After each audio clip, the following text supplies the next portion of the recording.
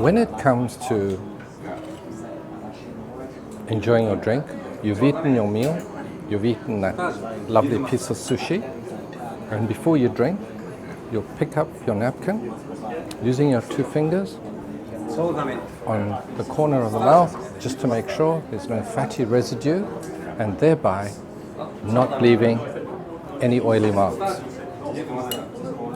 Now, when you are picking up the sushi with your hand and you will eat it, then what you do, you will then pick up this particular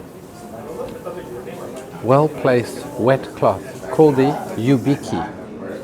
So you've finished with your piece of sushi from the chef, and then you just dab either side your thumb and index like that, just to cleanse and clean any residue on your fingers.